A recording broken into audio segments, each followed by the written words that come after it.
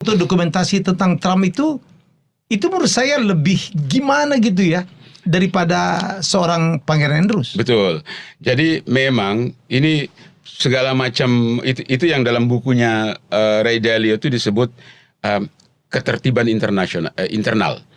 Jadi ketika ketertiban internal itu begitu terganggu, rusak, terganggu, maka politik luar negerinya hancur.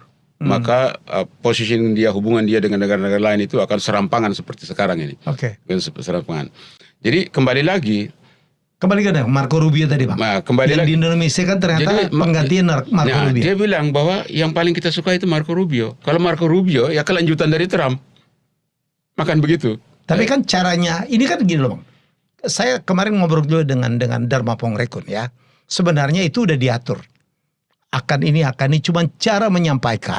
Itu beda-beda ya. Betul. Joe Biden tuh berdarah dingin. Ini kan drama sebenarnya. Drama tingkat tinggi. Gitu. Drama tingkat tinggi loh. Taliban kan juga drama. Kan begitu. ISIS juga drama. Iya.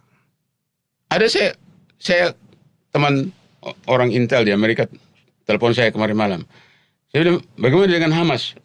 Apa Amerika akan menghancurkan Hamas? Dia bilang, lah, kan Amerika yang bikin. Seperti begitu. Coba lihat posisi Qatar. Qatar ini, pangkalan Al-Udaid, itu pangkalan Amerika terbesar, 13.000 pasukan di situ, di Qatar.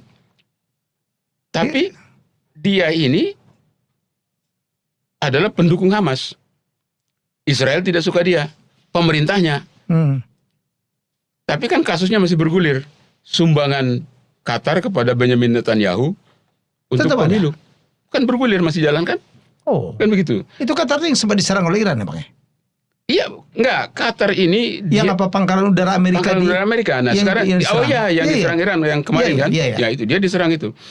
Jadi positioningnya ini kita tidak bisa dalam politik luar negeri masa sekarang ini, apalagi dalam apa yang Raymond Dolia katakan sebagai catastrophic world order.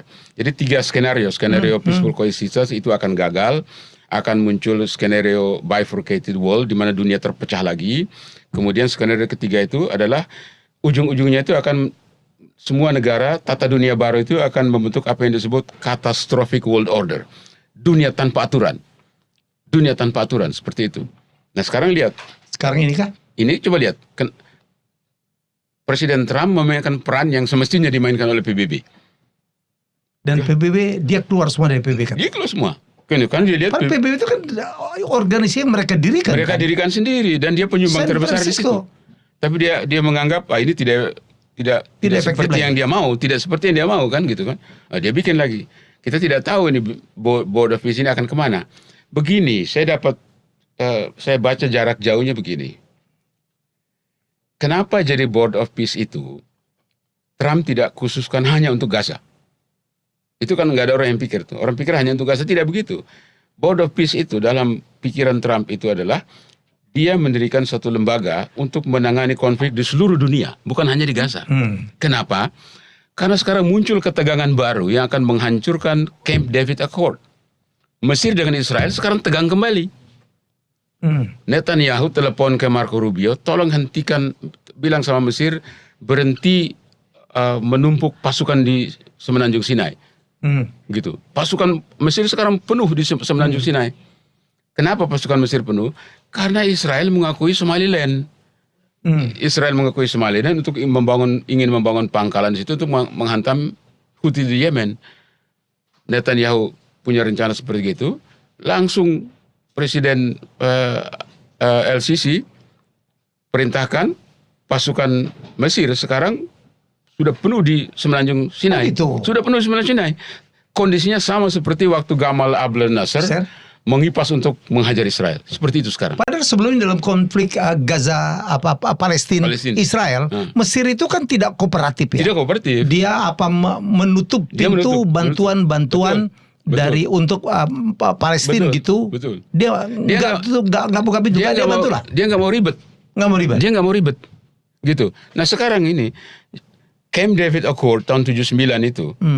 Gitu. Itu yang membuat Anwar Sadat dibunuh tahun 81. Oktober 81 itu sekarang dikhawatirkan ini bisa runtuh ini karena Mesir kesepakatan bisa runtuh. Camp David ini bisa runtuh karena Mesir udah bawa pasukan puluhan ribu di situ, sementara Israel masih ngurus Gaza. Makanya Donald Trump bikin itu border peace itu bukan hanya untuk Gaza. Dia bikin dalam kerangka yang besar supaya ketika ini terjadi border peace masih bisa masuk menghandle ini. Urusan dengan Iran juga masih belum beres juga. Iran belum beres. Urusan dengan Iran ini bukan jalan buntu. Dengan Rusia juga belum beres. Nggak beres. Karena sudah 2 kali mereka bertemu dengan Menlu Menlu Oman sebagai penengah. Itu 4 tuntutan Amerika dan tuntutan daripada Iran itu tidak bertemu. Amerika ingin hapus semua program nuklir, hapus semua pengembangan balistik missile, berhenti mendukung Hamas, Hezbollah, Houthi, Jihad Islamiyah dan kelompok milisi di Irak, hentikan semua, dan berhenti membunuh rakyatmu sendiri. Tidak satu pun dari tuntutan ini si Iran mau terima. Khamenei kan? Bukan, Menlu Abbas Araghchi yang kemarin kesana. Oh, yang di kesana. Dia tidak terima satu pun. Ada rahasianya. Sebelum Menlu Abbas Araghchi ini mereka tidak bertemu secara langsung. Menlu delegasi Iran ini si Steve Witkoff dan Jared Kushner di satu ruangan. Menlu Iran dengan timnya di satu ruangan. Jadi mereka tidak bertemu. Zoom? Lalu bukan, Menlu Iran, Menlu Oman di tengah, lalu bolak-balik tukar dokumen. Seperti begitu. Lucu kan pertemuannya.